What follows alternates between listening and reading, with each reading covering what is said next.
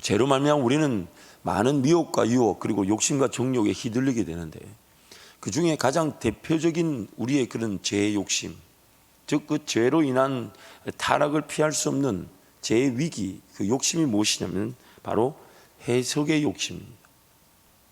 그래서 첫 번째 가장 대표적인 죄의 미혹은 해석의 욕심입니다. 해석을 하나님께 맡겨두지 않고 내가 하려고 하는 것입니다. 만물의 영장이라 할지라도 지음을 받은 피조물로서의 사람은 하나님의 세계와 질서에 대해 무지합니다. 하나님께서 창조, 보호, 섭리하시는 만물과 그 가운데 펼쳐지는 모든 인생에 대한 인도하심은 전적인 하나님의 영역, 하나님의 신비에 속합니다. 전적인 하나님의 영역과 그 신비 안에서 그 모든 것들이 보호되고 섭리되고 다스려지고 인도되어지는 것입니다. 지난 세계, 오는 세계, 땅 아래의 세계, 땅 위의 세계, 하늘의 세계, 보이는 세계, 보이지 않는 세계 등 하나님의 세계를 우리는 다 볼 수도 없고 이해할 수도 없습니다. 사람이 가진 재능으로는 하나님의 신비의 영역에 속하는 질서를 이해하기는커녕 파악조차 불가능합니다. 개인의 삶이랄지라도 연결되어져 있는 모든 영역들에 대한 고려가 반드시 필요합니다. 그래서 성경이 이렇게 말하죠. 하나님께서 합력하여 선을 이룬다. 그 말은 오늘 나에게 은혜를 주실 때 비단 내 눈앞에 펼쳐진 그 인생의 문제 어려움이 내가 생각하는 수준 혹은 내가 고려하는 사항들만을 고려해야 되는 것이 아니더라는 것입니다. 그래서 나중에 우리가 은혜를 누리게 될 때 가장 많이 하게 되는 고백이 하나님께 감사하면서 하나님이 이거를 이렇게 이것도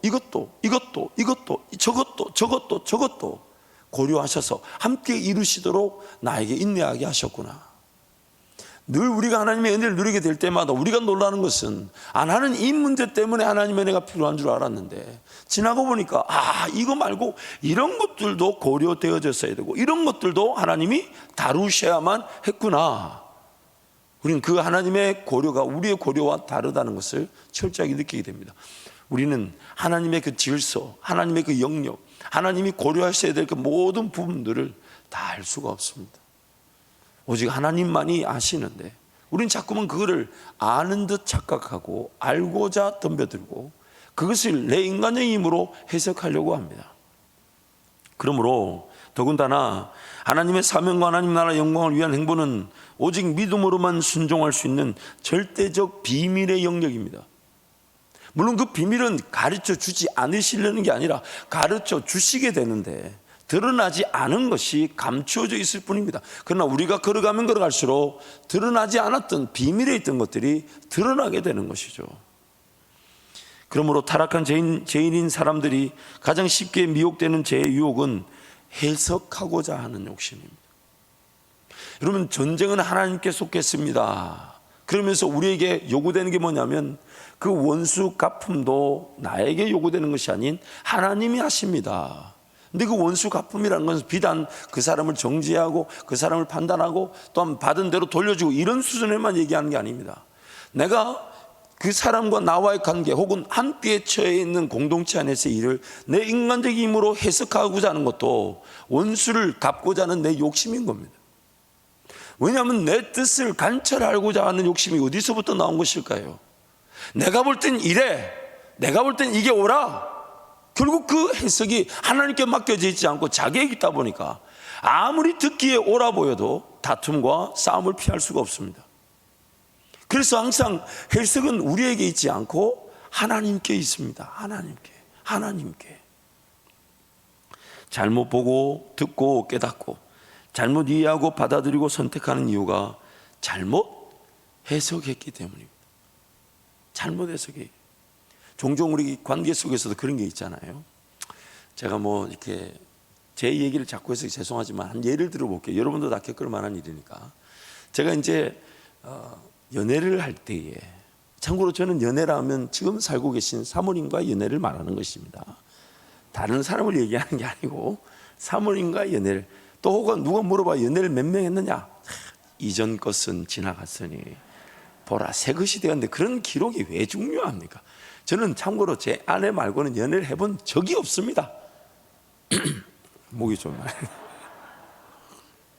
근데 여러분, 그때 사람 마음을 서로 이렇게 파악해가는 중에 있다 보면 지나고 보니까 정말 하나님이 만져주시고 하나님이 열어주셔야만이 순탄해지게 되는데, 하나님의 도움이 없다 보니까 어떤 일이 일어나냐면 잘못 해석하게 됩니다. 그 사람은 분명히 그런 의도로 말한 것도 아니고, 그 사람은 그런 의도로 행동한 게 아닌데 혼자서 날 싫어하는 것 같아, 날 미워하는 것 같아. 예를 들면 이런 거예요. 제가 제 아내 연애를 시작하기 위해 이메일을 보냈습니다. 사귀자, 줄여서 말한 거예요. 장관님을 보냈는데 한 달 동안 연락이 안 오는 거예요. 그러니까 같은 교회를 다니니까 제가 한 달 동안 계속 피해 다녔어요. 왜냐하면 눈에 띄면 왠지 좀 뭔가 뭐랄까 좀 거추장스러워, 질척거리는 느낌이 좀 들 것 같아가지고, 그래서 어차피 사람 마음 바꾸는 거 하나님인데, 근데 그 한 달 동안 제 마음에 온갖 잘못된 생각들, 결코 그 사람은 아마 나처럼 그렇게 복잡하게 생각하지 않을 텐데 그냥 싫어 이걸 텐데 혼자서 온갖. 여러분, 오늘 우리 그 제2의 상태에서 가장 많이 시달리는 게 이거예요. 뭔가 해석을 해야 된다. 그러다 보니까 잘못 보고 잘못 듣고 잘못 깨닫고 잘못 이해하고 잘못 받아들이는 엄청난 아픔들을 이렇게 당하게 되죠.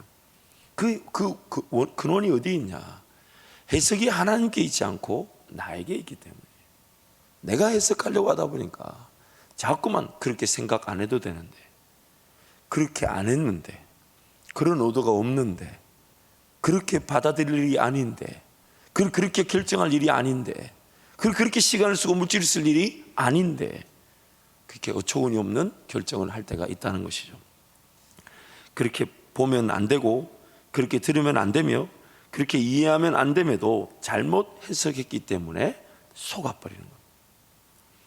해석할 능력이 없으면 알지 못하여 해석하고자 한 자체가 힘들고 지치게 만들며 어려움의 길을 선택하게 되는 것입니다. 나에게는 삶을 해석할 능력이 없습니다. 내가 속한 어떤 공동체든지 간에 일어난 그 모든 일에 대해서는 하나님 나에게 혹은 우리에게 해석할 수 있는 능력을 주신 적이 없습니다. 그런데 자꾸 해석하려고 하니까 해석하려는 그 자체가 나를 지치게 만들기도 하고, 잘못 해석해서 엉뚱한 길을, 잘못된 길을 걸어갈 수 있다는 것이죠. 잠언 44장 23절 말씀에 이런 말씀 우리가 잘 알죠. 우리 함께 선포하겠습니다. 모든 지킬 만한 것 중에 더욱 내 마음을 지키라. 생명의 근원이 이에서 남이니라. 이 말씀이요, 뉴 센츄리 버전이라는 영어 성경에는 이렇게 번역이 되어 있어요. Be careful what you think because your thoughts run your life. 지금 뭐라고 해석을 해야 되냐면, 네가 생각하는 것을 조심해라. 왜냐하면 너의 생각이 너의 삶을 운영하고 관리하고 돌리기 때문에. 지금 생각하는 것 자체를 조심하라고 얘기해요. 그 해석 자체를 경계하라는 겁니다. 마음을 지키라, 이 말은 내 안에 드는 생각 자체를 쉽게 받아들이지 말라는 겁니다. 주의하라는 겁니다. 조심하라는 거예요. 왜냐하면 그 생각 자체가 내 삶을 돌리기 때문에, 운영하기 때문에, 그 생각에 내 삶이 속아 넘어갈 수 있기 때문에. 그래서 두 번째로 오늘 우리는요, 해석이 하나님께 달려있음을 깨닫는 인생의 과정을 보내게 됩니다. 내 삶에 혹은 우리 삶의 해석이 나에게 달려있지 않고, 우리에게 달려있지 않고 누구에게 달려있다고요? 하나님께 달려있다는 것을 깨닫는 것이 인생입니다. 요셉의 삶은요, 하나님의 꿈과 비전의 길로 인도하시는 하나님의 방식과 하나님의 목적을 가장 대표적으로 보여줍니다. 하나님의 꿈을 이해할 수 없었던 요셉이 하나님의 전적인 은혜와 인도하심으로 꿈의 성취를 향한 길에서 하나님을 만나고 경험하면서 꿈을 점차적으로 이해하게 되었습니다. 마침내 꿈이 이루어지는 자리에 이르렀을 때 하나님의 목적은 요셉의 변화된 모습, 즉 삶의 모든 순간에 어떤 일을 당하든지 해석하려고 하지 않고 하나님을 의지하면 된다는 것입니다. 해석을 하려고 하지 않고 하나님을 의지할 때 하나님이 해석시켜 주시든지, 아니면 해석이 필요 없는 인도하심으로 이끌어 가실 수 있어요. 그래서 삶의 모든 내용과 과정에 대한 해석은 삶을 살아가는 주체라 할지라도 나에게 있지 않고 삶을 인도하시는 하나님께 있습니다. 내 삶을 내가 살아가는 삶의 주체가 나인 것처럼 보이지만 실질적으로 삶의 주인은 내가 아니라 나의 삶을 인도하시는 하나님께 있다는 것입니다. 해석이 하나님께 있다는 고백은 내가 살아가야만 하는 삶이지만 삶의 주인은 하나님이심을 인정하는 것입니다. 해석을 나에게 내 삶에 일어나고 있는 일들, 또 내가 나의 판단에 나의 결정에 영향을 주는 사건들, 또 내 눈에 보이는 것들, 들리는 것들, 그 모든 것들에 대해서 하나님께 맡겨놓고 하나님께 은혜를 구하게 될 때 결국 해석이 하나님께 있다는 것은 내가 살아가는 삶이지만 내 삶의 주인은 하나님이심을 고백하는 가장 대표적인 고백이 되는 것입니다. 창세기 40장 8절 말씀 함께 선포합니다. 그들이 그에게 이르되 우리가 꿈을 꾸었으나 이를 해석할 자가 없도다. 요셉이 그들에게 이르되 해석은 하나님께 있지 아니하니까 청하건대 내게 이르소서. 해석은 하나님께 있지 아니하니까. 해석은 하나님께 있지 아니하니까. 창세기 41장 15절 16절도 함께 선포합니다. 바로가 요셉에게 이르되 내가 한 꿈을 꾸었으나 그것을 해석하는 자가 없더니 들은즉 너는 꿈을 들으면 능히 푼다 하더라. 요셉이 바로에게 대답하여 이르되 내가 아니라 하나님께서 바로에게 편안한 대답을 하시리이다. 내가 아니라 하나님께서, 내가 아니라 내 삶의 이유를 하나님께서 해석하실 것입니다. 내가 아니라 우리 공동체, 우리 가정에 어떤 관계든지 간에 해석은 하나님께서 순적하게 하실 것입니다. 이게 바로 요셉이 꿈의 과정, 성취 과정에서 요셉이 변화시킨 변화의 내용입니다. 하나님을 더 의지하게 되는 요셉. 그래서 세 번째 해석은 하나님과의 소통의 은혜입니다. 하나님과의 소통의 은혜. 하나님께서 자기 백성들과 동행의 길에서 그들을 빚으시고 세우시고 그들을 통해 역사를 나타내실 때에 가장 대표적인 방법이 하나님의 해석을 그들을 통해 나타나게 하시는 것입니다. 나에게 해석의 능력이 주어지는 게 아니고요, 그때 그 순간에 해석을 하나님께 맡겨놓는 은혜를 통해 하나님의 해석이 나를 통해 드러나는 것뿐입니다. 하나님께서 자기 백성들과의 관계에서 원하시는 것은 오직 한 가지, 소통을 통해 하나님을 알아가는 것입니다. 그래서 기도와 말씀의 은혜를 주신 것입니다. 구원을 받고 남겨진 이유, 구원의 목적이 뭐냐? 하나님과 소통하기 위한 거예요. 동행이죠. 그래서 그 소통을 위해 우리에게 주신 은혜의 도구가 기록된 말씀과 기도의 자리인 겁니다. 하나님을 알아감으로써 하나님을 경험하게 되고, 하나님을 경험하면 경험할수록 하나님을 더욱 기뻐하며 찬양과 영광을 올려드리는 것이 인생입니다. 하나님을 섬기는 일에 자신의 모든 것을 걸었던 다니엘에게 해석이 필요한 사건을 통해 하나님의 사람으로서 인정받게 하시고 세워지게 하셨습니다. 다니엘에게는 하나님과의 동행, 즉 소통의 은혜를 허락하셨습니다. 하루 3번 예루살렘을 향해 기도했던 다니엘, 언제든지 필요시마다 하나님께 즉각적으로 물었던 다니엘의 삶을 통해 하나님은 소통하셨고, 하나님과 소통할 줄 아는 그것이면 세상 어느 곳에서든지 인정받게 하신다는 것.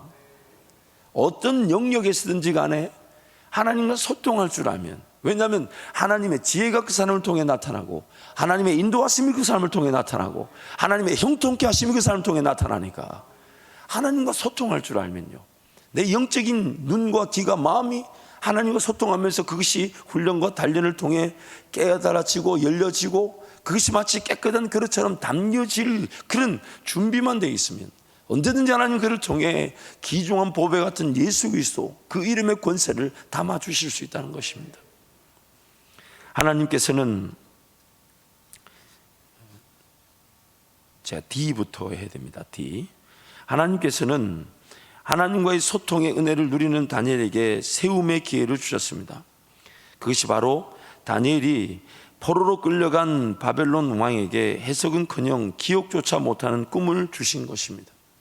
하나님은 다니엘에게 원하셨던 건 딱 하나였던 거죠. 소통할 줄 아는 거. 매번 정기적으로 규칙적으로 하나님 앞에 묻고, 또한 언제든 어느 때든 즉시로 필요할 때 하나님 앞에 엎드렸더니 하나님은 그것이면 충분하고 그것을 통해 다니엘을 그 바벨론 왕, 포로로 끌려간 나라에서 인정받고 존중받는 국무총리로 세우게 하시고, 왕이 4번을 바뀌고 왕조가 3번을 바뀌는 70년의 역사 동안 그 포로된 나라에서 그런 높은 직위의 하나님의 사람으로 쓰임받게 하셨습니다. 하나님과 소통할 줄 아는 것이면 하나님은 충분합니다. 하나님과 소통할 줄 아는 것이면 하나님은 충분합니다. 하나님의 모든 것을 알려주시고 깨닫게 하시고 따를 길을 보여주시고 순종할 힘을 주시기 때문입니다. 오늘 우리에게 지금 살아나야 될 것은 이런 영적인 감각들입니다. 하나님 음성을 들을 줄 알고 식별할 줄 알고 분별할 줄 알고. 자, 우리 원로 목사님이든 혹은 그 영적인 리더들을 만날 때마다 그분들 나름대로의 영적 감각 기준이 있습니다. 아, 이거는 지금 하나님 음성이다. 이거는 지금 내 욕심인 것 같다. 이건 좀 더 기도해 봐야 돼. 물론 우리 평생이 하나님 그분을 더 의지할 수 있는 것이 우리 신앙의 능력이지만, 그러나 그 신앙의 능력에 따라 이렇게 훈련의 과정을 또 하나님과 동행하다 보면 사람이 성숙하게 되면 무엇이 발달하게 되냐면 하나님의 음성을 사모하는 능력 못지않게 하나님의 음성을 사모하는 마음의 뜨거워짐은 당연하고요. 그와 함께 하나님의 음성을 좀 더 식별할 줄 알고, 아, 이거 하나님 말씀하시는 것 같다. 이거 하나님 인도하시는 것 같다. 그런 어떤 영적인 감과 기준이 이게 살아나게 됩니다. 그래서 매번 기도할 때마다 그런 기대감을 가지고, 그러나 또 그럼에도 새롭게 또 새로운 음성을 하나님 새로운 방식으로 주실 수 있다는 것을 늘 기대하죠. 그래서 늘 조심스럽게, 그래서 대개의 경우 뭔가 하나님의 음성을 듣고자 할 때는 그런 어떤 이거 하나님 음성이다라는 식별은 잘 없는 것 같아요. 인내하게 하시는 것 같은데, 대개의 경우 아, 이거 하나님의 뜻인가 봐 라고 탁 깨달아질 때가 있습니다. 하나님은 지금 소통하는 은혜를 통해서 무엇이든지 하나님 그들에게 깨달아지게 하시고 보게 하시고 따르게 하시고 심지어 순종할 수 있는 힘까지도 그 소통을 통해 주신다는 것입니다. 그래서 4번째, 해석은 하나님께 있습니다. 해석은 하나님께 있습니다. 삶의 모든 사건과 내용에 대한 해석을 하나님께 맡길 때 오늘 우리는 하나님을 즐거워할 수 있습니다. 비단 이해되지 않는 상황과 환경, 심지어 풀어져야 인생의 숙제, 어려운 문제가 많아도 하나님 지금 나와 함께하고 계시며 하나님이 이 일을 나에게 허락 혹은 허용하신 분명한 목적이 있다는 것이 믿어지기 시작하면 해석은 하나님께 맡겨놓고 내 심지어 고난과 고통의 자리에서조차 하나님과 동행할 수가 있습니다. 그리고 하나님은 그들을 만나 주셔서 하나님의 그 위로와 평안이 어떤 인생의 순간에서든 하나님을 찬양할 수 있도록 도와주시는 것이죠. 하나님을 즐거워하는 자들에게 하나님께서는 현재의 삶을 감사로 만족해 하시면서 미래에 대한 희망의 역사를 시작해 하십니다. 해석을 하나님께 맡기지 않을 때 삶은 오리무중에 빠지게 되고 불신과 의심이 난무하게 되며 인간적 욕심과 판단에 따라 일을 그르치게 돼요. 심지어 하나님을 대적하는 줄 모르고 다툼과 싸움을 일으키게 됩니다. 왜냐하면 내가 볼 때는, 내 생각에는, 우리가 볼 때는, 우리 생각에는, 그런 말들이 높아지는 이유가 뭐냐면 그 일을 보는 해석이 하나님께로부터 온 것이 아니라 자기 혹은 그 공동체 혹은 어떤 파당을 짓는 거기서부터 잘못된 해석이 기인했기 때문입니다. 아무리 옳은 의견이라도 또 적절한 때가 필요하고요, 또 적절한 때에 적절한 의견은 반드시 하나님의 적절한 방법과 능력이 나타나야 합니다. 하나님의 때도 중요하고요, 하나님의 방법도 중요하지만 하나님의 뜻과 인도하심이 없는 일들은 아무리 좋은 방법, 아무리 많은 재원, 아무리 많은 사람이 모여 있어도 감당되지 않아요. 맛볼 수가 없습니다. 그래서 매 순간 하나님 앞에 엎드리는 것이죠.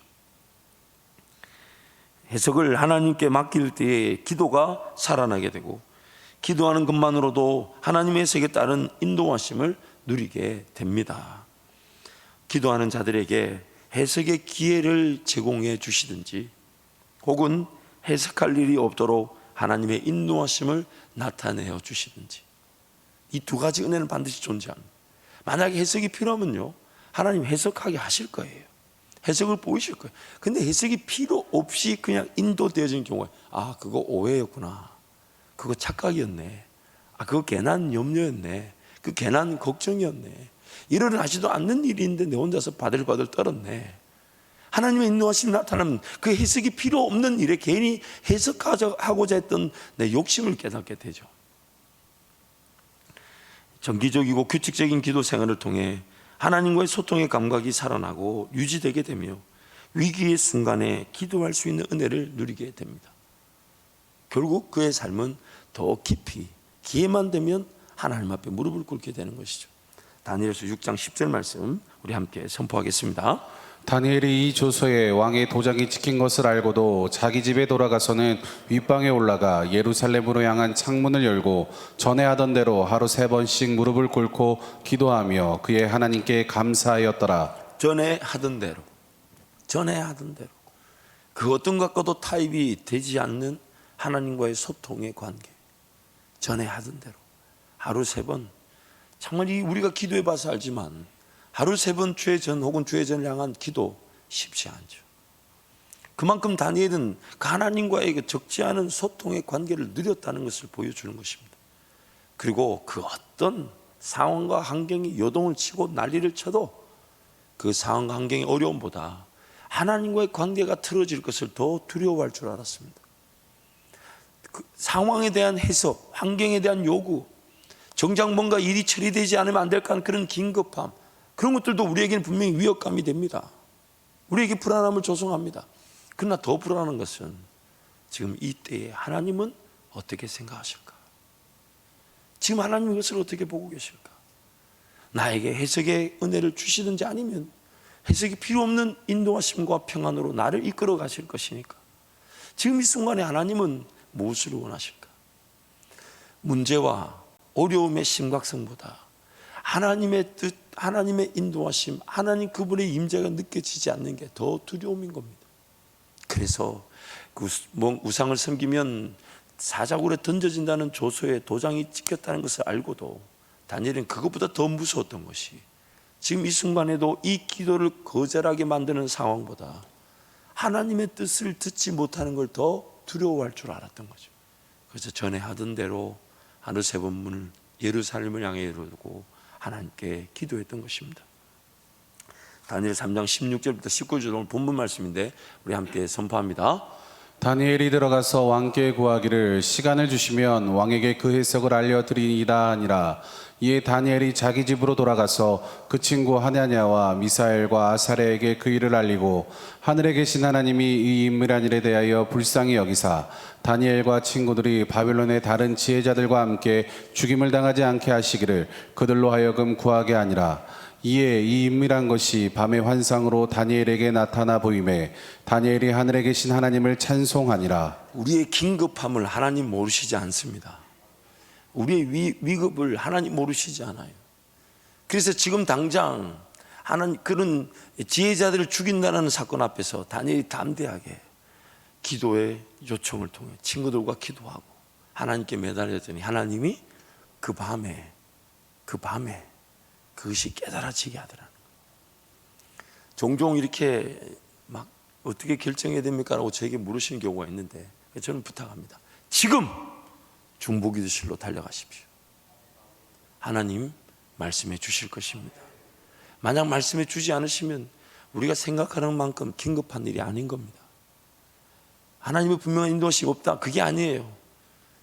우리가 생각하는 만큼 그렇게 위급한 일이 아닌 겁니다.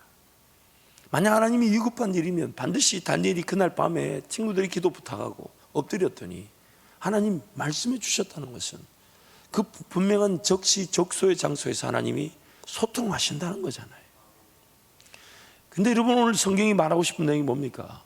이렇게 즉시로 그 순간에도 친구들에게 기도 부탁하고 다니엘이 기도에 무릎을 꿇을 수 있었던 것은 만약 전에 하던 대로 하루 3번 예루살렘 향한 기도가 없었다면 이런 기도가 있을 수 있었을까요? 여러분 성경이 지금 말하고 싶은 내용이 뭡니까? 지금 그 위기 상황에 오늘 이 순간 이 밤에도 하나님이 나에게 말씀해 주실 것이라는 그 믿음으로 기도하게 된 것이 전에 만약 매일 하루 3번 예루살렘 향하여 기도하는 다니엘과 같은 그런 기도의 은혜, 소통의 은혜가 없었다면 이게 이렇게 선포되고 누려질 수 있었을까요? 우리가 잘하는 대로요, 기도하지 않으면 기도가 필요할 때 기도가 잘 안 됩니다. 하나님 앞에 늘 인정하며 은혜를 구하지 않으면 늘 기도는 내가 그냥 인간적인 욕심에 건강하게 해달라, 뭐 일용할 양식 달라, 물론 그 기도도 하지 말라는 게 아니라 그는 하나님께 맡겨놓을 수 있을 텐데, 그런 일차적인 본능적인 욕구 해결을 위한 기도의 수준에 머물러 줄 수 있어요. 오늘 우리 기도는 즉시로 즉각적으로 언제든지 하나님 앞에 무릎을 꿇어 하나님의 뜻을 깨닫고 하나님의 능력을 볼 수 있는 하나님의 기회지만은, 그것이 늘 정기적이고 규칙적이고 습관화된 기도가 없다면 그 위기와 그 긴급한 상황 속에 무릎이 안 꿇어진다는 겁니다. 그리고 기어이 당할 일을 그냥 당하고 맙니다. 당할 일을 그냥 당하고 맙니다. 그래서 하나님이 지금, 여러분 성경을 보십시오. 믿음의 사람들의 얘기를 보십시오. 그들의 삶에 매일매일 기적 같은 일이, 기적 같은 음성이, 기적 같은 인도하심이 나타나지 않았어요. 왜냐하면 우리의 일상, 즉 하나님을 즐거워할 줄 알며, 하나님을 기뻐할 줄 알며, 하나님을 기다릴 줄 알며, 하나님을 인내할 줄 알며, 그리고 여러분 기적이 매일 음성이나 능력이나 인도하심이 매일매일 나타나면요, 사람 삶이 안 돼요. 안 됩니다. 하나님의 본질적인 목적이 뭐냐면 하나님 그분을 즐거워하는 것인데, 그것이 자연 만물 속에서 나의 역할이 감당되어지나, 그러나 내 체력이나 내 정신력이나 내 영적인 상황, 그런 것들이 하나님 보실 땐 건강하게 관리되어지면서 하나님과 함께 동행하기 원하시는 것.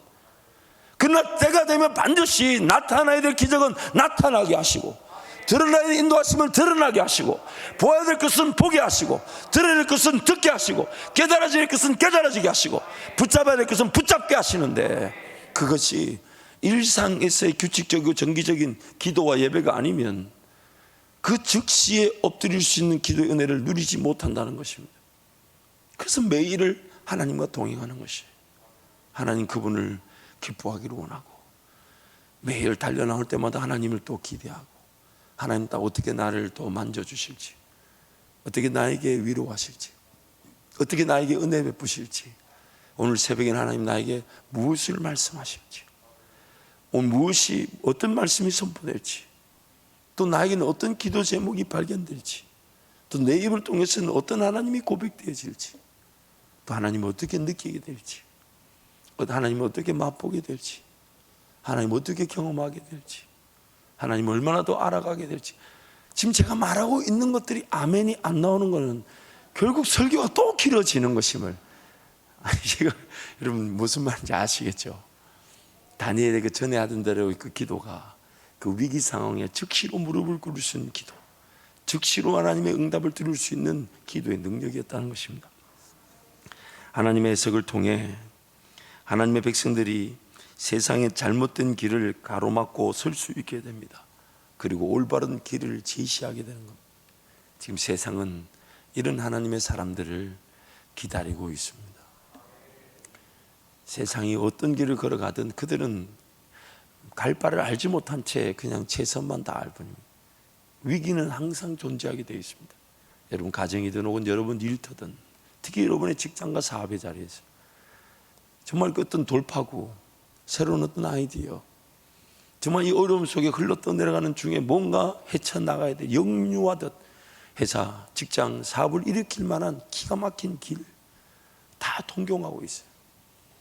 그럴 때 하나님의 사람들이 이거 아니야 라고 막아설 수 있고, 하나님의 그 인도하심에 따라 그 지혜와 지식의 길이 인도되어질 때, 그때 그들은 우리를 통해 하나님을 보게 되는 것이죠.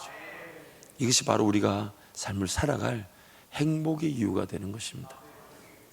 하나님의 백성으로서의 인정을 받는 일은 모든 것의 해석을 하나님께 맡기는 소통의 은혜입니다. 하나님께 인정을 받는 것은 하나님께 모든 것을 내가 보는 대로, 들리는 대로, 생각나는 대로 판단하지 않고, 해석하지 않고, 좀 인내하고, 좀 하나님께 맡겨놓고 하나님 은혜를 구함으로 매 순간에. 그래서 여러분 사실 우리 삶에요, 신학자들이 이런 얘기를 해요. 우리는 우리 삶에 지칠 고난도 없다. 무슨 얘기냐면 하나님을 못 믿다 보니까 지치는 거니까. 지친다는 것 자체가, 물론 우리 연약한 부족함을 무시하자는 건 아닙니다만은, 하나님의 살아계심이 분명하고 내 삶이 하나님의 품을 떠날 수 없으며, 하나님 영원히 나와 함께 동행하시며 천국 가는 그날까지 지키셨다가 천국에서 영원한 삶을 살기로 이미 다 성경이 선언하고 있는데, 뭔가 그 하나님의 백성이 지친다는 것은요, 속는 거죠. 속는 거죠. 착각하는 거죠. 우리한테는요, 지칠 권한이 없어요. 이런 표현 어떨까요? 지칠 자격이 없어요. 그래서 여러분, 지칠 때마다 내가 이거 하나님을 더 맛보지 못해서 그런가 보다. 하나님 은혜를 베풀어 주옵소서.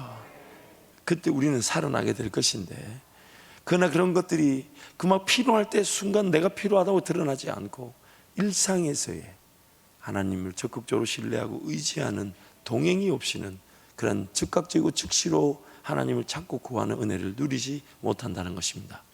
그러므로 여러분, 우리 삶에 대해서도 해석하려고 하지 말고 하나님께 은혜를 구하십시다. 뭔가 자꾸 판단하려고 하지 말고, 뭔가 자꾸만 착각하려고 하지 말고, 그러다 보니까 염려 생기고 근심 생기고 걱정이 생기고 두려움이 생기지 않습니까? 그러지 않아요? 그러니까 그럴 때마다 하나님, 어차피 하나님 은혜로만 삽니다. 어차피 하나님 은혜로만 삽니다. 하나님께 맡겨놓을 테니 하나님 나의 은혜를 베풀어 주옵소서. 그것이면 충분할 것입니다. 이 시간 우리 찬양을 한번 할 텐데요, 오래간만에 이 찬양 한번 하면 좋을 것 같아요. 무슨 찬양이냐 들어보시면 합니다.